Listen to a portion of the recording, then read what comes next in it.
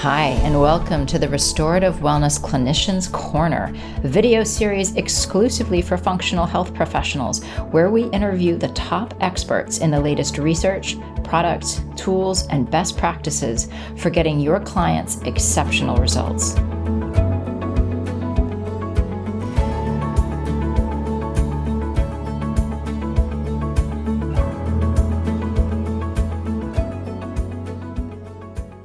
Hello, everybody. Welcome to the RWS Clinicians Corner.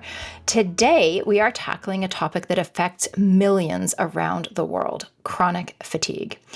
Joining me in this episode is the incredible Dr. Evan Hirsch, also known as the EnergyMD.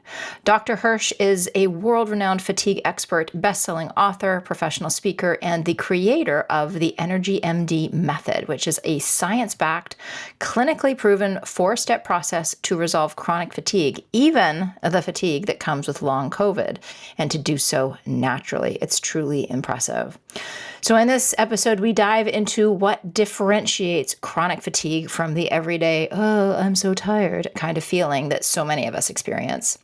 Dr. Hirsch shares his insights on how to identify the deeper root causes of fatigue, whether that be Lyme, viral infections like COVID, heavy metals, mycotoxins, MCAS, so many different things that can be at play here.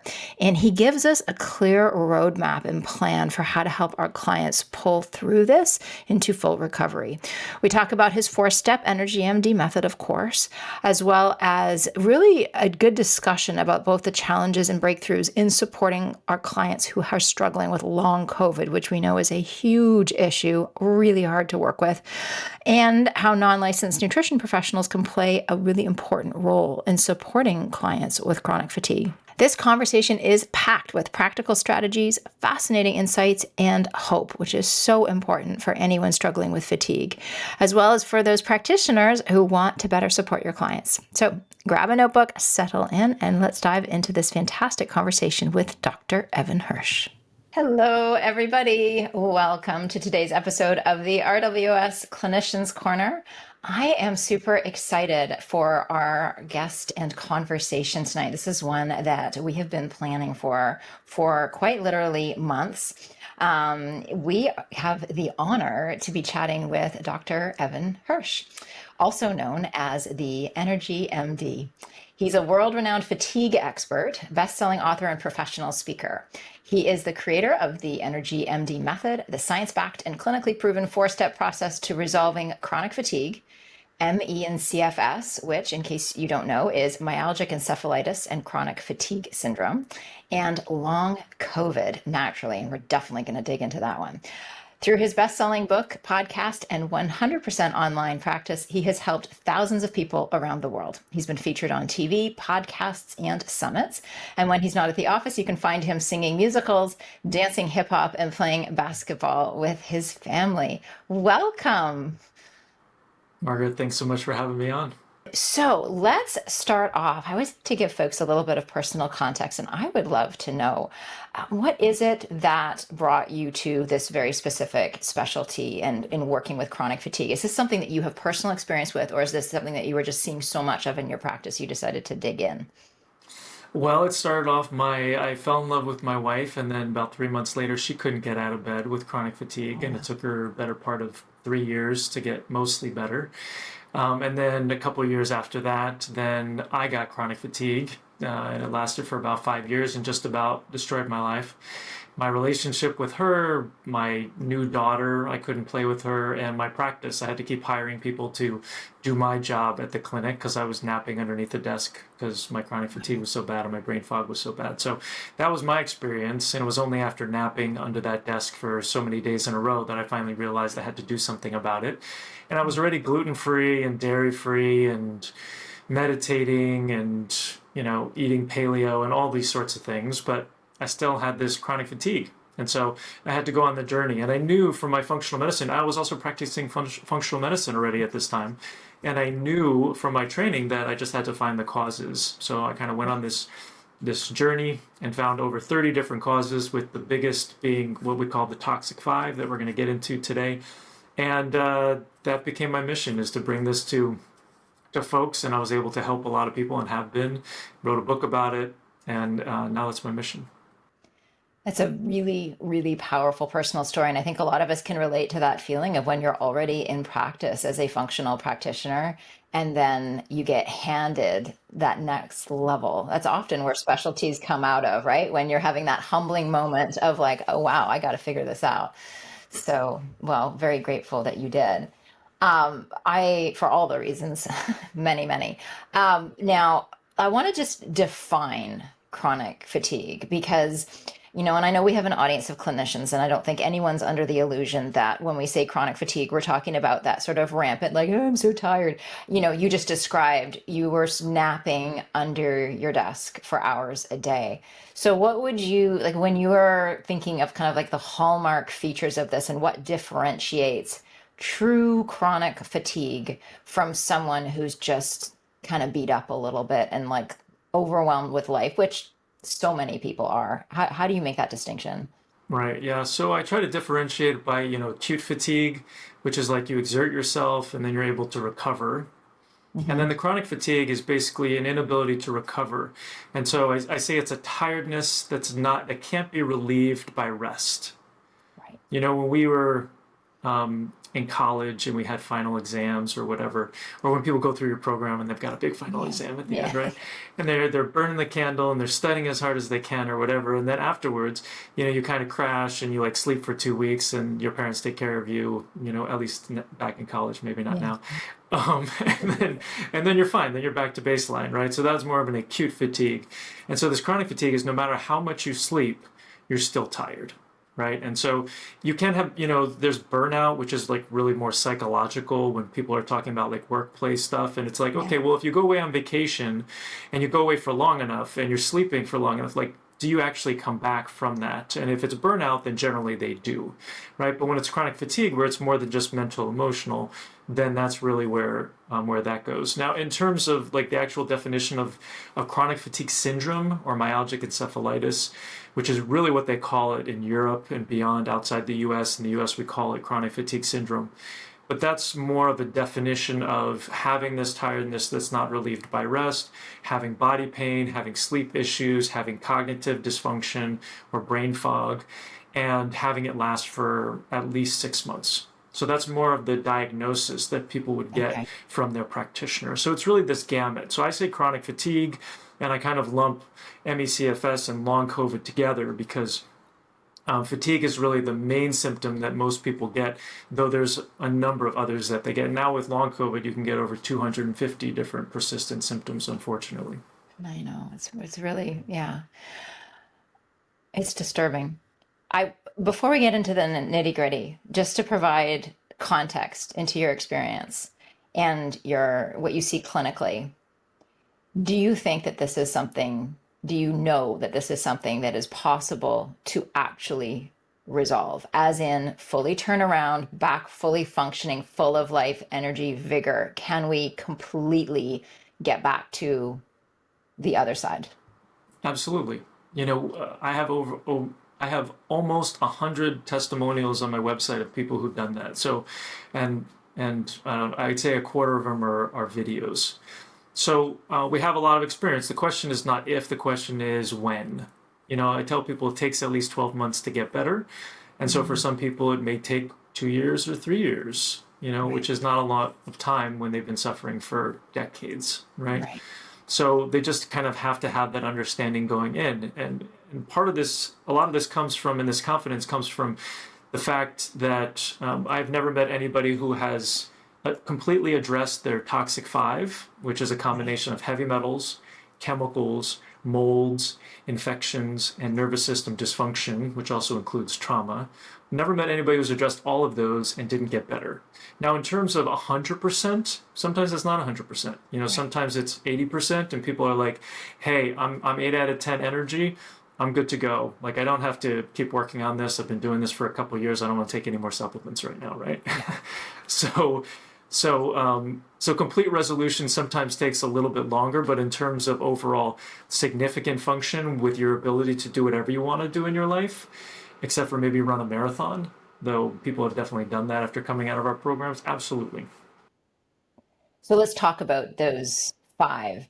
First off, how did you come to them? Was this just a process of trial and error? I mean, they're not unusual sources. I mean, all of them. I mean, so many of the things that we see in our practice, of course, are going to be driving fatigue, but you've come to these very specific ones. What brought you to these? Well, so I knew that if I could find all the causes that I had, that I would get better. And so I kind Yes. of went down that journey and found that there's over 30 different causes. So I break these Mhm. up into deficiencies and toxicities. So deficiencies are things that are not in the body that are supposed to be there. Right. So these are things like hormones, adrenals, thyroid, sex hormones, mitochondria, vitamins, minerals, lifestyle habits. I consider those deficiencies as well. Not enough good food, not enough good movement, not enough good water, not enough good sleep. So the lifestyle habits. And then the toxicities really are the heavy metals, chemicals, molds, infections, and nervous system dysfunction. So, and then there's also food allergies, and there's structural integrity, like if somebody's had traumatic brain injuries, Right. or they're out of alignment. So I basically was trying to figure out, okay, what's the differential? What are all the potential causes of low energy? And Yeah. so every single time I heard one, or I researched one, or I heard somebody talk or whatever, I would include that, and then I would see whether or not I agreed with it. I would verify it in the people that I worked with. And what I found was that the toxic five really became the root causes of all of these, because the deficiencies in hormones and mitochondria and vitamins and minerals sometimes are a small part genetic, but for the most part, it's the stress that's being put on the body. And so, Right. whether that's mental, emotional, or physical stressors, the toxic five includes them all. And so, it's what I'm finding is that you remove these chronic stressors, and then those other deficiencies no longer an issue. Now, the lifestyle habits, the toxic five aren't going to address. You obviously Right. have to do that, and your practitioners, I'm sure, are better at me than better at that than I am, with their clients. And so those still definitely need to be addressed. Now, are you finding that every person with chronic fatigue is dealing with all five of those typically, or are you finding it's some combination? Or you're nodding, yeah. So all five we're thinking about. That's a lot. Yeah, so that's the big thing. That was my big realization that's happened over time, is that Yeah. I used to test people and be like, okay, now which ones do you have? And after Right. testing people, about every 3 to 6 months over the course of a couple of years that I was working with them, what I found was that the people who had chronic fatigue and now long COVID, is that all of the toxic five came out.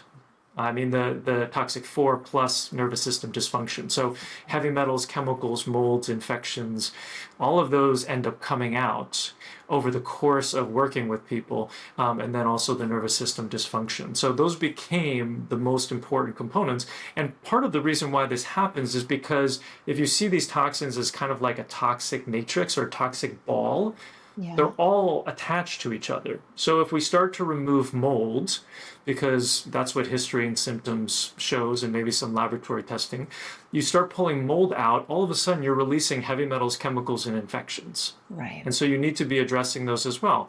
And sometimes the reason why people feel worse is because you're killing something and you're having die off, or the body's not able to excrete it. And sometimes it's because now you have a new exposure, what I call whack-a-mole, where you're hitting one thing down and something else pops up. So, what I found is that addressing all of them kind of at the same time ends up saving people time, energy, money, and then we're not leaving any stone unturned, right? We're making sure we're addressing all the potential causes, so that after working with people for 12 months, we're not like, gosh, I really wish that we addressed this other thing. So let's talk about that because that's a lot. Those are, I mean, adjust a mold protocol in and of itself can be a massive protocol. So can you walk us through some of your clinical process? You've already said that you don't, so you're not testing to try to figure out which one it is. Are you doing any testing, like kind of before, during, after, to monitor progress, or are you basing entirely off of symptom presentation? So one thing that I did learn in medical school that I agree with is that 90% of all of a diagnosis is going to be history and symptoms, and the Okay. rest is physical exam and laboratory tests. Now, all laboratory tests are imperfect. So, that's what I found. And especially in my community where their immune system is dysfunctional, if you're going to look at a serology test or how the immune system is reacting to something, whether it's food allergies or whether it's an infection, you're just not going to get an accurate read. And when you're doing a urine test to look for heavy metals, chemicals, molds, and then sometimes you can test for them for infections as well. Those are tests of excretion. Yeah. And so if your detoxification pathways are clogged, then you can't excrete. And so your test is not going to be accurate. So I always start off with about $500 worth of laboratory tests. I heard the other day that one practitioner was recommending $7,000 worth of laboratory tests before they even saw a patient. I thought that was just crazy. But the two tests are an EMA test, environmental mold and mycotoxins assay, to determine whether somebody's living in mold, because that's incredibly important. We want to make sure they're not living in mold because it's hard to get them better. And then a blood test that's looking for, the right thyroid labs and maybe some adrenal stuff and B12 and vitamin D and iron. And they're not that important, but I do like to get some data to kind of see where we can plug these holes. Because essentially when people have these 30 different causes, they have about 20 of those causes when they come to see me. And we want to plug as many of those holes as possible with a real focus on the toxic 5. Right. So that's kind of the labs I start off with. But they're not required initially, except for the mold test. And then in terms of doing some other testing, it's really more, once we've removed most of the toxins, that's really when I like to use some of the testing to determine, okay, so you feel your energy is an 8 out of 10, you came to me at 4 out of 10, you're 9 months into the program. Let's see how much longer we need to go. Let's see what's present now. Because now when the pathways are open and we know that you're excreting okay, now we can actually see what you're excreting and what's left. And if there's still mycotoxins present, it's like, all right, we need to keep going. So that's how I like to use testing. Excellent. So when you're supporting them, you may or may not have that testing information. And I can see how that would be really important. We're big believers in that. You cannot heal in the environment that got you sick if the environment that you're currently in is a key contributing component. Fully, and I really understand the logic of that, and doing like the comprehensive bloods just to get a sense of those pieces. So you may have that information or you may not. How are you supporting all 5 of these simultaneously? Do you have a process? Because do you have a process of kind of layering pieces in, supporting, for example, starting with elimination pathways or supporting certain aspects of the detoxification process? Because you said, when these things, once you've gotten rid of them, walk me through that. How have you gotten rid of them? Especially if you don't know specifically. I mean, we're assuming that they have all of them, but even like something like viruses, we don't, there's a lot of different flavors, let's call them. Indeed, yeah. So I've got a 4-step process called the EnergyMD method. And the first step is to figure out the causes that they have. So everybody that I see has the toxic 5, so that's heavy metals, chemicals, molds, infections, and nervous system dysfunction, adrenal gland dysfunction, and mitochondrial dysfunction.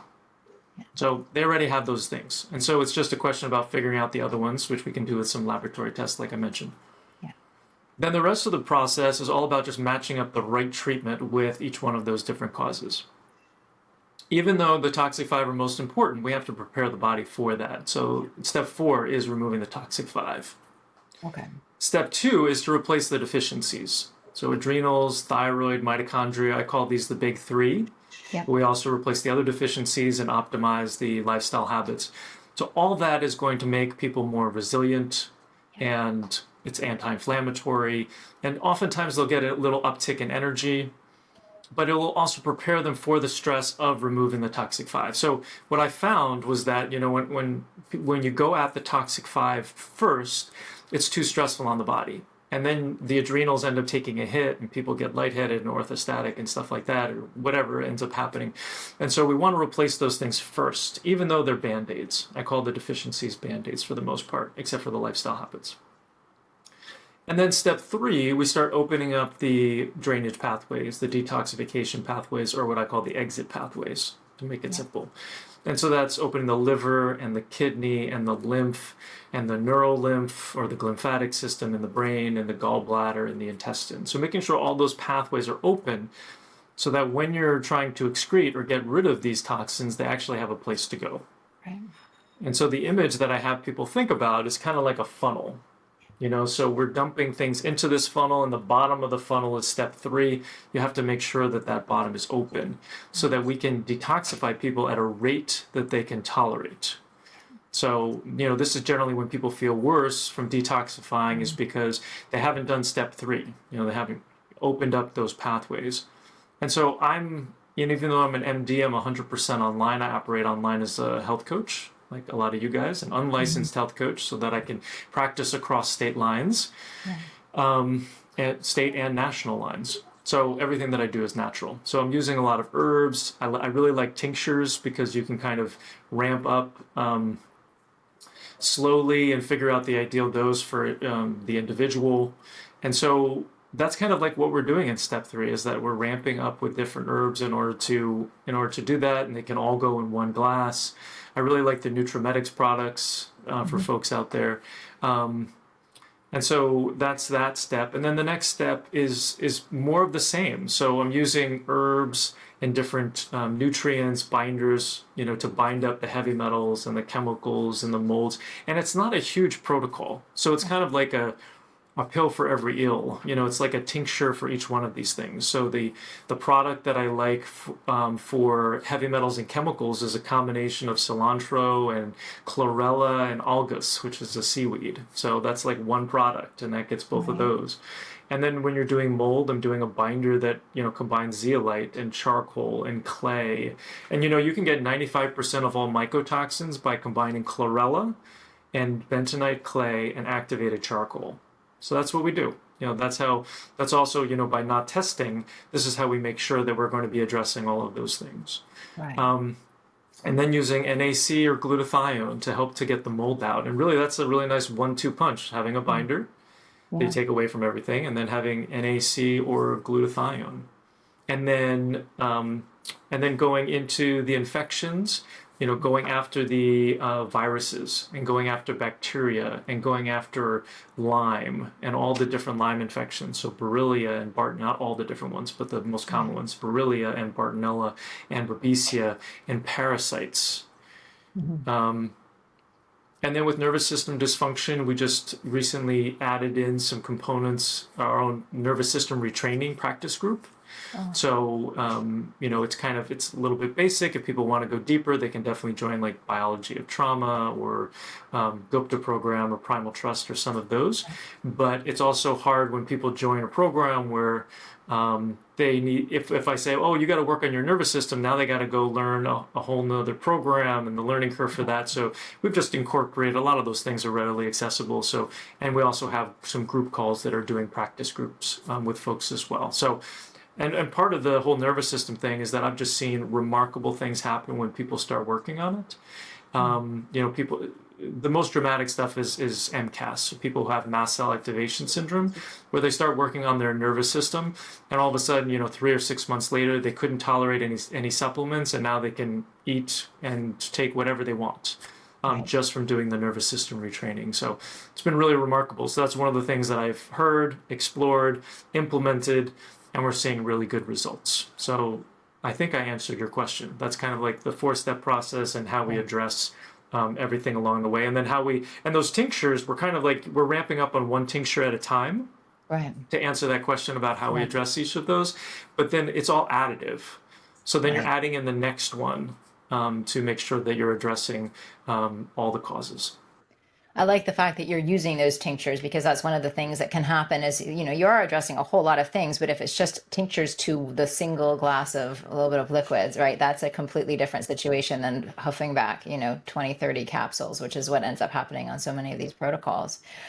How do you know? Well, actually, just another comment beforehand. I mean, I just love how comprehensive it is, and I love that you have added in the trauma component to this and the emotional piece, because I think that's such a huge element that often gets unrecognized, the critical importance of that. I have seen that be one of the key things that is the needle mover when all of the other pieces have been addressed. I have seen that as the thing that can really help to take someone across that finish line. So how are you timing this? Do you have a is are you looking for certain cues to know? Because with people, some people have been dealing with this for years, some people have dealing with this for, only a year or months or what have you. Are you noticing that everybody can kind of move from phase to phase at a similar pace?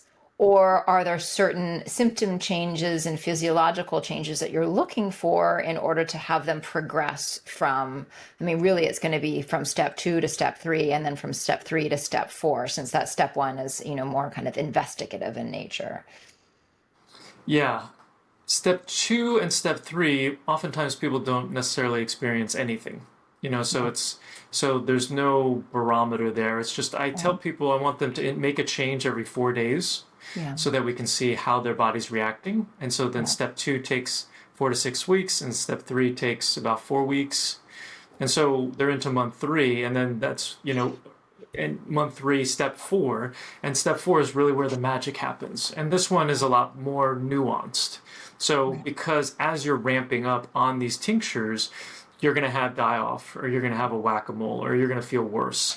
And so that's really where, we include a lot of support from us in our program so that we guarantee a response to any question they have in 2 business days, because they really need to know when they have a bump in the process and how to pivot around it. So oftentimes it's like, okay, well, we need to go back to something that you have in step 3 to increase your die-off support to deal with it, so that we can make sure that that rate, once again, out that funnel, is equivalent. Because if you go too fast with those tinctures, all of a sudden you're building up you're killing the toxins, or you're pulling them out of the tissues, and they got no place to go.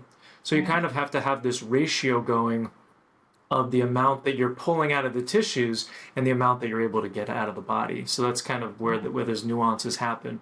Or when you start killing one infection and another infection pops up, Mm-hmm. you're going to see different symptoms. So if somebody's got Bartonella and they have muscle cramps and a hard time sleeping and a weird rash, Bartonella striae, it's called. Yeah.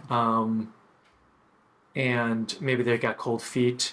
And then you start treating Bartonella, and then all of a sudden they start sweating, and they have shortness of breath, and sleep gets really bad, and they get like anxiety attacks or panic attacks. That's Babesia popping out. And so then you need to address the Babesia. So that's kind of like where a lot of the nuances, where we spend the majority of the time in the program is in step 4. That takes you Right. through the 12 months essentially. But we do that prep work in 2 and 3 to set the stage. And then, if they can just march through Mm-hmm. step 4, that would be amazing. But that's not the way that it works, because Right. everybody's an individual, everybody's reacting. Sometimes you have to slow down. I tell people it's like 3 steps forward, 1 step back. And so when you take that 1 step back, you just need to pivot. So they reach out, they're like, hey, I've got 1 step back. What do I do? It's like, okay, you Yeah. pivot, you do this, and then you get another 3 steps forward and 1 step back. So, yeah. The Clinician's Corner podcast is sponsored by Restorative Wellness Solutions, the premier clinical training program for health practitioners who want to learn how to finally get to the root source of their clients' health concerns and help them reverse complex health challenges and chronic illness. You can't afford to keep guessing. Your clients can't afford it either. Today's clients are sicker than ever before. Their health histories are more complex than ever before. And you simply can't deliver the results they crave or build the practice you desire without the right clinical skills. Enter Restorative Wellness Solutions' foundational course, Mastering the Art and Science of Gastrointestinal Healing.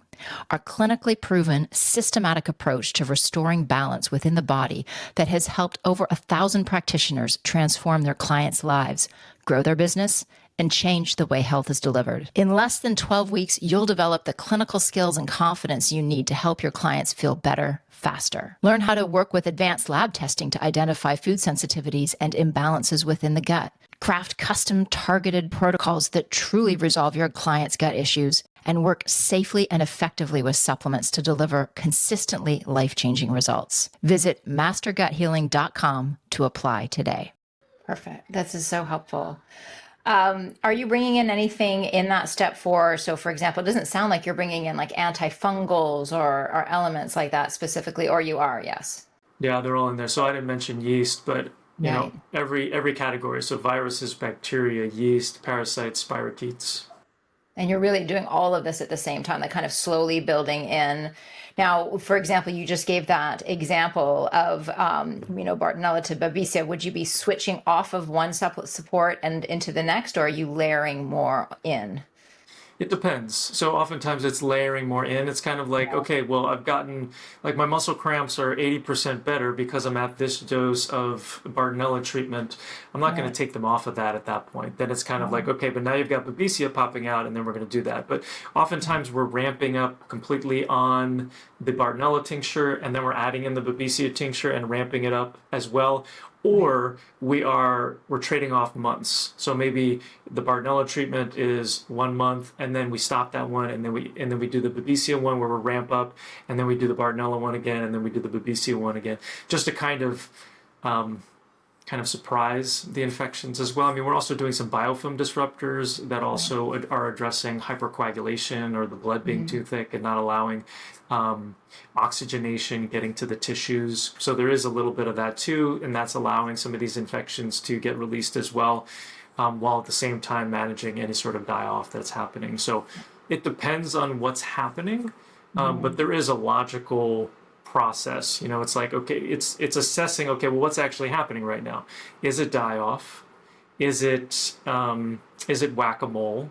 Or is it active infection? Those are kind of the 3 questions that we ask at that moment. And so based off of that answer, determined by the chronology, it's like, okay, were you increasing drops of a particular tincture, and then all of a sudden you were getting symptoms? Well, those drops are going to elicit some sort of, they're either going to elicit die-off or whack-a-mole for the most part. And then based off the symptoms, you know, if the symptoms, all of a sudden your calf cramps get worse, or your sleep gets worse, you know, like it'd be like, oh, okay, those are Bartonella symptoms. That's die-off from Bartonella, as opposed to new symptoms that are popping up or other symptoms that are related to a different infection.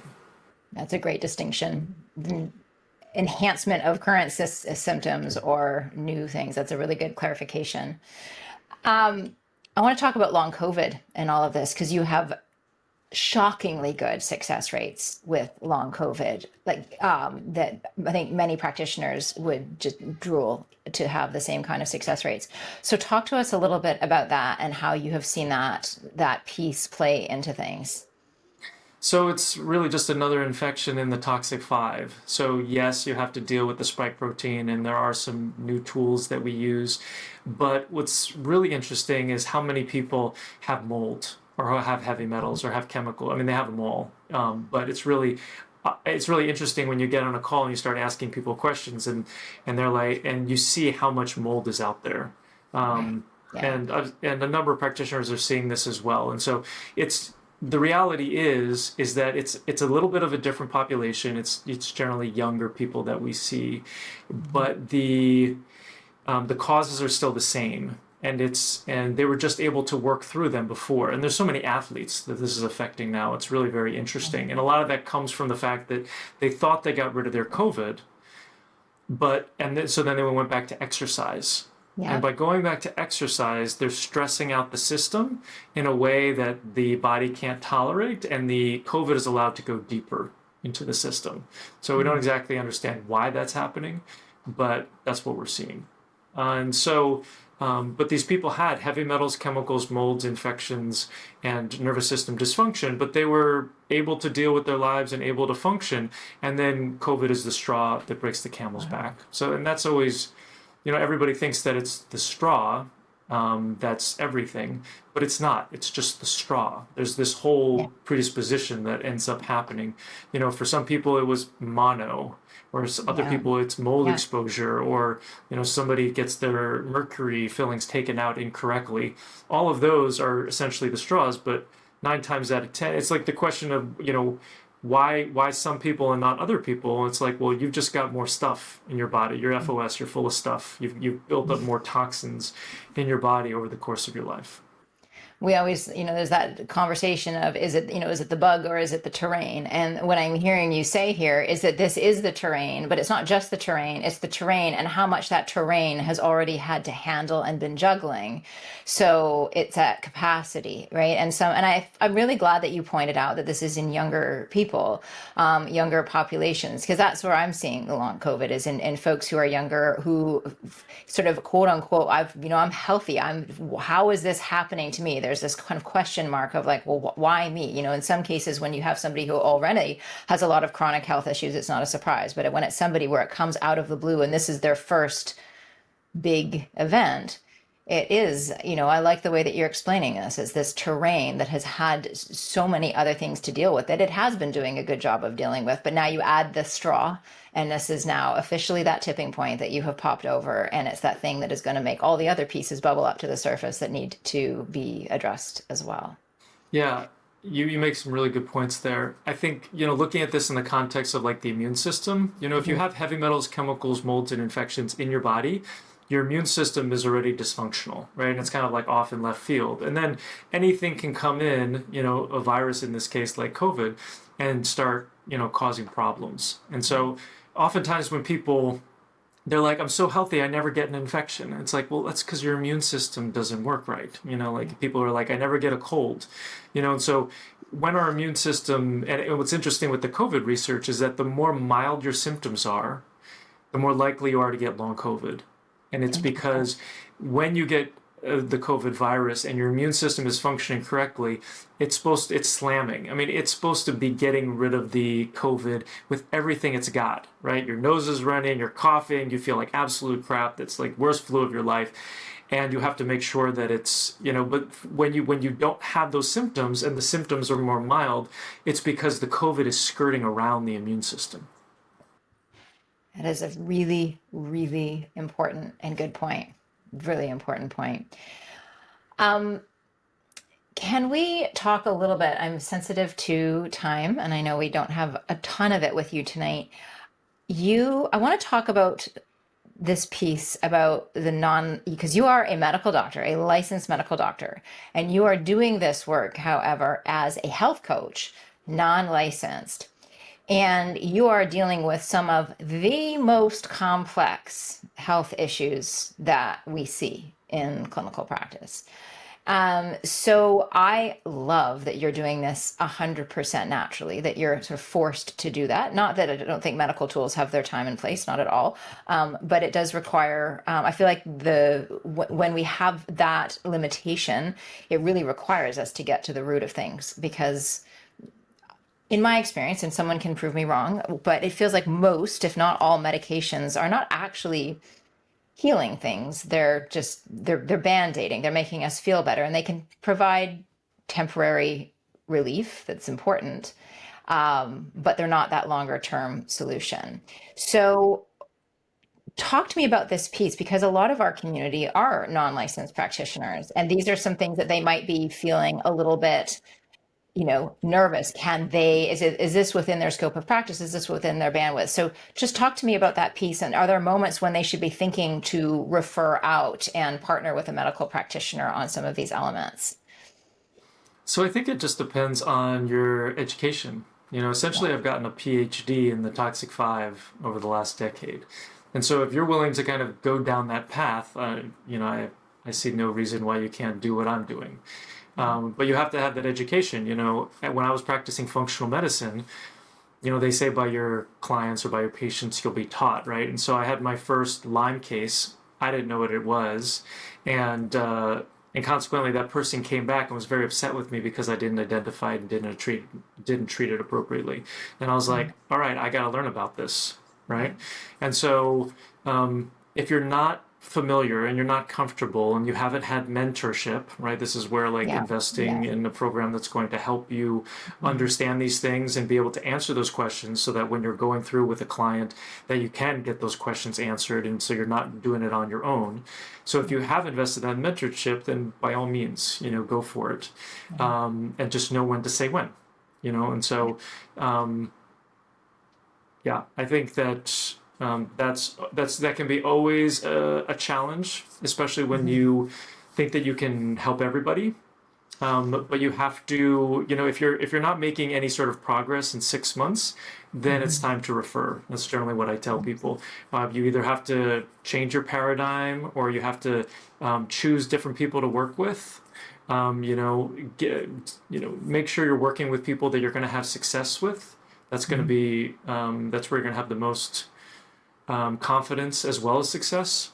Yeah. And I've just chosen to be an expert in a very complex issue. But it's because of all that extra training that I've done that makes me feel Mhm. comfortable in doing so. Yeah, absolutely. I want to dive in a little bit to MCAS, so Mast Cell Activation Syndrome, back to the clinical stuff here.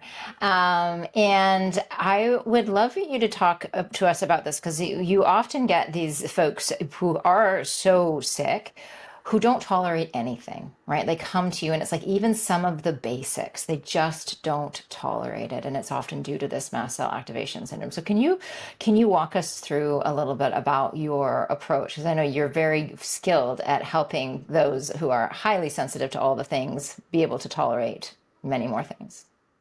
So I'll tell you what I used to do and what I do now. Okay. So what I used to do, which still works, but it just takes a much longer period of time, is I would have them skip step 2 and go right to step 3 and start opening up the exit pathways. Yeah. And we would do this topically. So that's Mhm. another reason why I like tinctures. As long as they can tolerate the alcohol-based tinctures, sometimes they can't. We got to go to glycerin-based. But putting the drops on the hands and just rubbing those in, and you'll get about 20% of the tincture or so. And then increasing slowly. Instead of a change every 4 days, we'll do like a change every 7 days.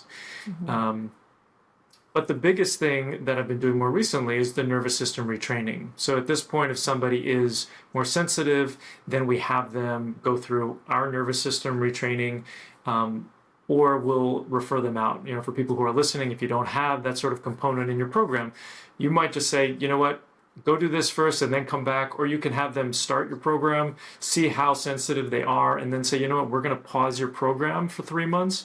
I want you to go do this other program and then come back and we're going to have a lot more success. So, that's what I found. And then also starting to work with some more vagus nerve stimulators, whether they are some sort of device or whether it's Mhm. supplements or even medications. I've learned recently famotidine is a medication that can be a vagus nerve stimulator. And now for long COVID, we're just starting a little mini study in our community with nicotine patches because the research on that has been so good. And I think a lot of that is because of its effect on the nervous system. Nicotine is a vagus nerve stimulator. Who knew? Right. Right? And so anything that you can possibly do to help people retrain their nervous system, we're combining polyvagal and breath work, and people are humming and gargling and doing mindset work in addition to doing the breath work and meditating and all that sort of stuff. So all of those things end up really serving people very well, and they're low cost, Right. and you can be a savior when you help people do that. That is fantastic and remarkable. Do you have everybody who works with you do this aspect of the emotional and mental component of things, even so not necessarily just the folks who are highly sensitive, but anyone who's in the program? Absolutely. And the challenge is compliance because Yeah. there are people who like don't want to necessarily do that work, Yeah. but part of our process, I don't want to take anybody on into my program who I don't think can be 100% successful. So Mhm. we suss them out. They have Mhm. forms that they fill out, when we're getting on a call to determine if we're a good fit to work together. And one of those is, are you willing to work on your mental and emotional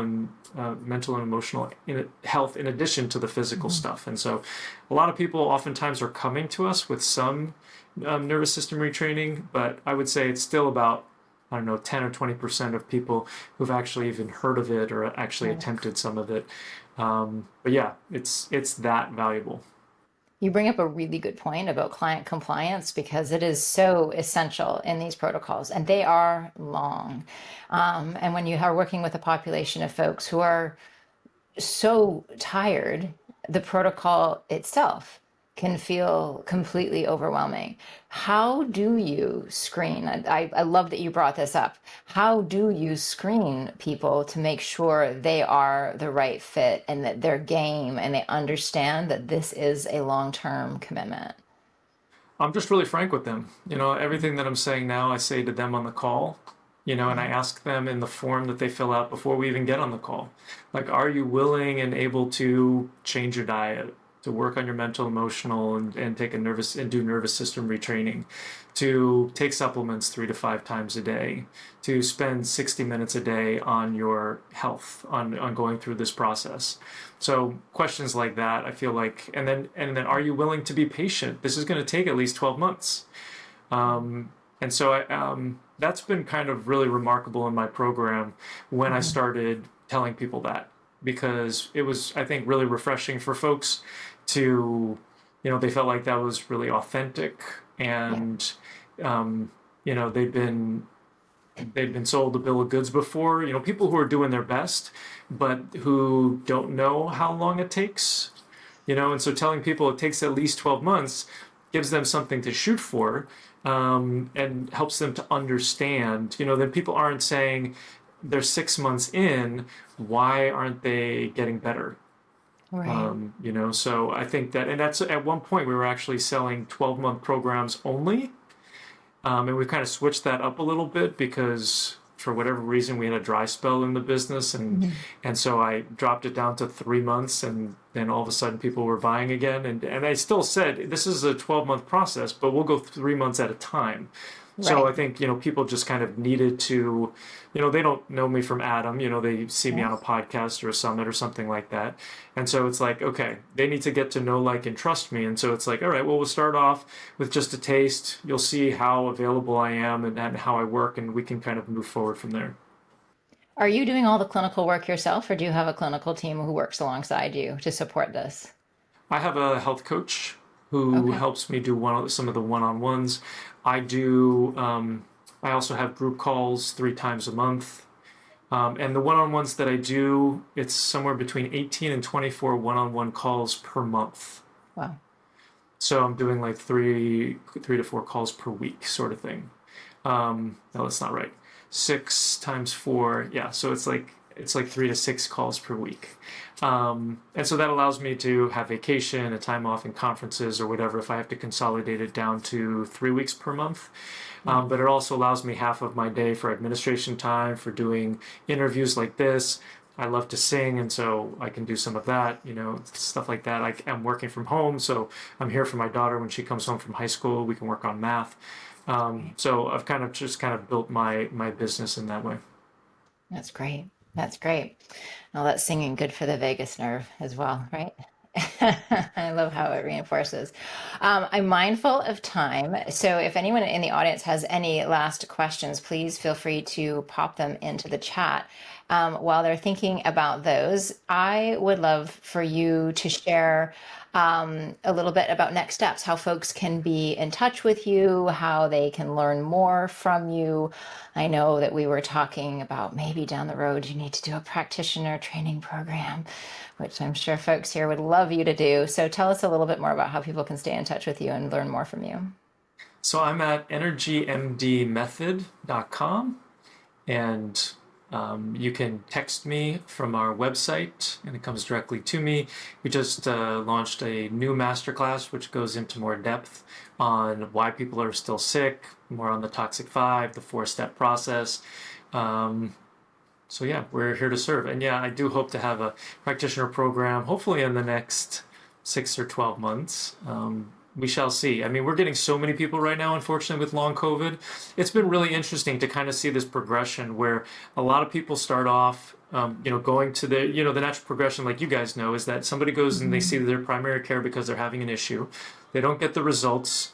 And so eventually, after a period of time, they're disappointed. They're sent to a bunch of specialists, and then they start looking outside the box. So people who aren't necessarily alternative or holistic or interested in functional medicine or functional nutrition, they start to become more so. They start listening to podcasts and consuming more information or whatever. And then eventually they get to a point when then they start to see functional and holistic and integrative specialists or whatever. And for the people in my community, since long COVID is so hard, they're still not getting results. And then eventually they come to see me as a long COVID specialist. And they've kind of been through this process over the last 4 years. And so it's been interesting to see this where all of a sudden now people are a lot more open. I just had somebody resolve his long COVID who 2 years ago, his wife got on a call with me and he wouldn't even get on the call with me because he was like, I don't want to speak to that quack. I'm conventional medicine all the way. Wow. And so I said to him when we had a call earlier this year, I said, well, why now? I had a call with your wife. This is the way it was a couple of years ago. And he's like, now I'm willing to do anything. Right? They kind of get to this point and they realize that they're not being helped by the conventional system. 100%. With MCAS and SIRS patients, do you always address histamine as well? Or how are you addressing histamine there? It's a great question. MCAS is, mast cell and histamine, but the reality is that there's thousands of different immune cells that are reacting. So it's not just histamine, but yes, you can do a low histamine diet. You can take antihistamines. Those are all very nice Band-Aids, but they're just not going to get you. I mean, it's management. It's like a conventional doctor, except you're using different tools, right? It's more integrative medicine and less like root cause medicine. But it can be supportive, and I have no problem with Band-Aids when that's the case. But you just want to continue to look for the root cause and focusing on the nervous system retraining. But yes, we do address histamine.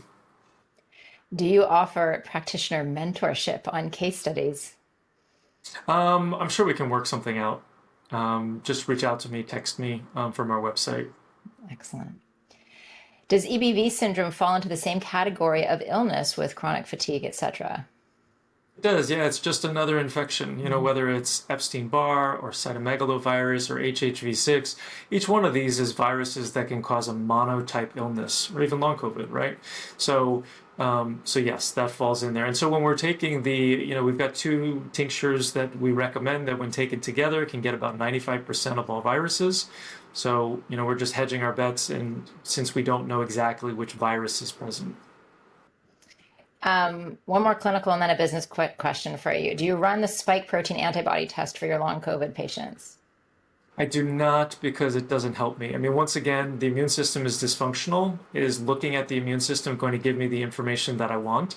I mean, if somebody tells me that they had a virus since 2020, and since that time they're not the same and they're sick and they've got all these symptoms. I mean, sometimes the symptoms go away and they come back, but I'm going to make sure that I'm addressing all of these different causes anyway. So it doesn't really help, because the thing is that whether it's Epstein-Barr or whether it's long COVID, I'm still going to be addressing viruses. Right. A business question here. People want to know how you're structuring this, or what costs you're rolling into it, kind of cost range. So you're doing it as a 12-month program. It sounds like you can also do the 3 months and those increments. Are you rolling test fees, supplements? Can you give us a little idea of the investment that some of the clients or patients are making into this? Yeah, so our latest iteration of the EnergyMD program is 4 months, and it is $4,000. And it includes, we've got an online community where, like I mentioned, I guarantee a response to any question in 2 business days. And then there's group calls with me 3 times a month, 2 group calls with Lori, who does our nervous system retraining practice calls. We've got weekly meditations with my wife, Stacy, who's a trauma-informed mindfulness coach. And then Stacy also leads a monthly journaling workshop as well. And then on top of that are the one-on-ones and the personalized plan that I create. So half of those months, so there's 2 calls with me and 2 calls with my health coach. So every single month, people have a one-on-one call in addition to all those other components. But when they come into the program, there's a curriculum that they're working through. Right. And I try to break it down into small steps so it's easily digestible. And there's a form that they have to fill out at the end of every step that says, yes, I understand what I just learned. And they submit their questions, or they submit their intake form, And then I go ahead and I create the plan for them based off the information that they provide. It's like, here's your plan, start implementing it. They get the supplements, they start implementing. It does not include supplements or labs, which generally run about $400 to $500 a month. So if somebody continued that program, the 4-month program, for the 12 months, that would end up being, 4 times 3, $12,000 for the year, plus another $5,000 or $6,000 for the supplements. Honestly, in the land of functional medicine, that is downright affordable. Like that is for the level that you're actually giving one-on-ones with that. That's excellent. Yeah, and for the resolution of most people are going to say yes, for $15,000, $16,000 or so, the resolution of my symptoms is definitely worth it, because then they have the rest of their lives. And you work internationally. We have actually a significant international audience here, so you do accept that. Fantastic. I do, yeah. Fantastic. Thank you so much for sharing your wisdom and for all of the incredibly important work that you do. This has been wonderful. I really appreciate it. Keep up the incredible work. Thank you. Thanks so much for having me on, Margaret. I appreciate you.